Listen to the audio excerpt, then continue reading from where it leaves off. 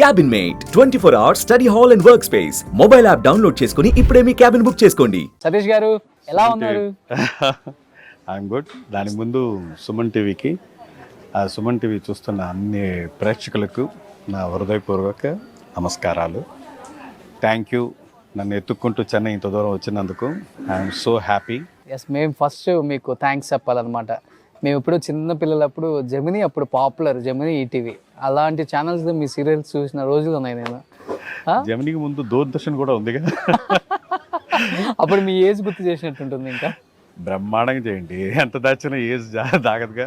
Okay, యాక్టివ్గా యూత్గా ఉండడం అనేది ఒక పక్క ఉన్నా కూడా మన ఏజ్ ఎవరు దాచిపెట్టలేరుగా. ఇప్పటి వరకు యాక్ట్ చేస్తూనే ఉన్నారు కదా సీరియల్స్. స్టిల్ సీరియల్ అంటే నిరంతరం శ్రమ ఒకటేనా? రోజు ఎలా ఉంటుందంటే ఇళ్ళల్లో సీరియల్స్ చూసి ఎలా అయిపోయారో మనుషులు, ఇక్కడ సీరియల్లో యాక్ట్ చేసి మీరు ఎలా అయిపోతారో అనిపిస్తుంది మాకు. కొంచెం కూడా బోర్ కొట్టలేదా ఈ 30 yearsలో సార్? దానికి కారణం వచ్చి నేను ఎక్కువ లవ్ చేస్తాను సినిమాని. ఐ లవ్ సినిమా వచ్చి ఎలా చెప్పాలి, ఫ్యామిలీ కన్నా ఎక్కువ. But this my family, this my girl friend. I love her so much. అందుకే సినిమా నన్ను వదలటం లేదు, సినిమా నేను వదలటం లేదు. ఓకే, చాలా హ్యాపీగా ఉంటుంది. సినిమా అంటే నాకు ఒక ఒక సంతోషమైన విషయం.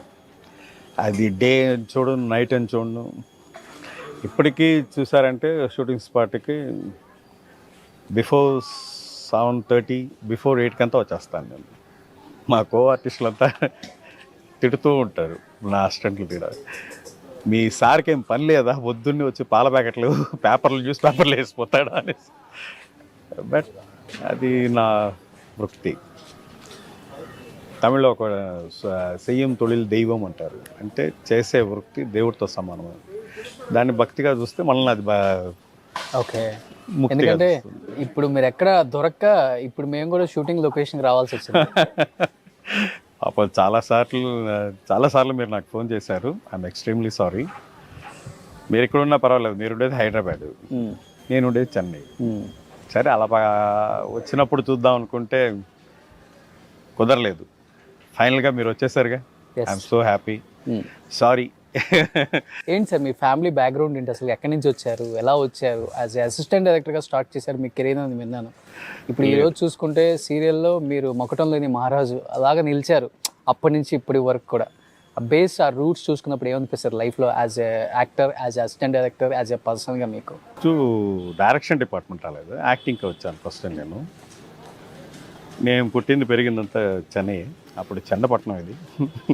ఇప్పుడు తర్వాత మెడ్రాస్ అయ్యి చెన్నై అయింది. సినిమానే స్టార్ట్ చేశాను. మామూలు చాలా మిడిల్ క్లాస్ ఫ్యామిలీ, ఏం పెద్దగా రిచ్ అని చెప్తున్నాం. కానీ మా నాన్న వాళ్ళు చాలా గొప్ప రిచ్. వాళ్ళు వచ్చి దాదాపు బోల్డ్ ఎకరాలు పొలాలు పెట్టుకుంటారు. ఎక్కడ? చెన్నైలో కదా, ఆంధ్రాలో. మా అమ్మగారికి చెప్పాలంటే వాళ్ళ పూర్వీకులంతా చూసారు, వాళ్ళ పేర్లు అగ్రహారమే ఉండింది. దొరవారి సత్రం అనేసి ఒక పెద్ద అగ్రహారం. ఓకే. అప్పట్లో వాళ్ళు పాపం కల్మిషన్ లేని వాళ్ళు కదా, వచ్చిన వాళ్ళకి పోయిన వాళ్ళకంతా దానాలు చేసుకుంటారు. ఈ కలికాలం వెనకటికి ఇలా మారుతుంది, జానాబెత్తడి స్థలం కూడా కోటి వాల్యూకి మారుతుంది అనేసి ఎవరికి తెలియదు కదా. అప్పట్లో దానాలు చేసి పెళ్ళిళ్ళు చేసుకొని బతుకు తిరుగు కోసం చెన్నపట్నంకి వచ్చారు. మా అమ్మ నాన్న వాళ్ళ ఇండిపెండెన్స్ ముందే ఇక్కడ ఉన్నారు వాళ్ళు. సో ఒక విధంగా చెప్పాలంటే నేను చెన్నై వాసి. అది మా ఫ్యామిలీ. అలా గ్రాడ్యువల్గా చదువుకుంటూ ఒక మిడిల్ క్లాస్ లాగానే ఉంటూ పోతూ అన్నీ చేసుకుంటూ వస్తూ ఉన్నాము. అన్ఎక్స్పెక్టెడ్గా చిన్నప్పటి నుంచి స్కూల్లో కానీ వాటిల్లో కానీ ఈ డ్యాన్సులు, డ్రామాలు చేస్తారు. దేనికైనా పూర్వజన్మ సుకృతం అంటారు చూసారా, ఆ విధంగా నాకు అలా రాసునిందేమో. చదువైన తర్వాత స్పోర్ట్స్ అలా ఇది చేసుకుంటూ జాబ్ దొరకక కొంచెం, అప్పుడు జాబ్ అనేది ఈజీయే, పెద్ద కాంపిటీషన్ వస్తుంది. కానీ ఎక్కడ వెళ్ళినా కొద్దిగా ఏదో డబ్బులు ఇవ్వాలి అన్నట్టుగా వ్యవహరిస్తూ ఉన్నారు. ఓకే. అంటే పెద్ద తేడా లేదు. ఫ్యామిలీ బ్యాక్గ్రౌండ్ అంతా ఏం లేదు సపోర్ట్ ఇక్కడ ఇండస్ట్రీలో మీకు? మీరంతా ఎవరు లేదు. మా ఫ్యామిలీ తరఫున చూస్తే నేనే, ఎవరు లేదు. ఈ జాబు అది అని చూస్తే ఎక్కడో ఇక్కడ అభిప్రాయం పడుతూ ఉంటారు. పెద్ద అమౌంట్ కాకపోయినా ఆ రోజుల్లో అది కొంచెం ఇదిగానే ఉండేది. ఇట్లా మా ఫ్రెండ్స్లందరూ కిండలు చేస్తూ అంటే ఎగతాళి చేస్తూ ఉంటారనమాట. ఏరా జాబు లేదు ఇలా తిరుగుతూ ఉంటే ఎట్లా అది ఇది అంటే, రే నేను అనుకుంటే సెంట్రల్ గవర్నమెంట్లోనే నేను జాబ్ తెచ్చుకోగలుగుతాను రా అని. వాళ్ళకి అందరికి షాకు. ఉట్టి ఎక్కడానికి దారి లేదు కానీ స్వర్గానికి దారి చెప్తున్నాడు అన్నట్టు, ఏదో సామెతో చెప్తారు కదా, ఉట్టెక్కలేనాడు స్వర్గం ఎక్కుతాడు అన్నట్టు. ఓకే. ఆ విధంగా లేదురా నాకు సెంట్రల్ గవర్నమెంట్లోనే ఈజీగా నేను పని తెచ్చుకోగలుగుతాను రా అనేవాడిని. అట్లేంద్రా అనేది ఎవరికి చెప్పలే, ఎవరికి సర్ప్రైజ్ చేయలేదు. వెళ్ళాను, ఆర్మీకి వచ్చి సెలక్షన్స్లో అప్లికేషన్ తీసుకున్నాను, వేశాను. కాల్ఫార్ వచ్చింది, వాళ్ళు పెట్టిన అన్ని టెస్టులు. ఆ ఫిజికల్ టెస్ట్లో రన్నింగ్ రేస్ 5 కిలోమీటర్లు 8 నిమిషాల్లో ఫినిష్ చేయాలనేసి దాదాపు ఒక 5,000 మంది ఏమో ఆ రోజు సెలక్షన్కి వచ్చున్నారు.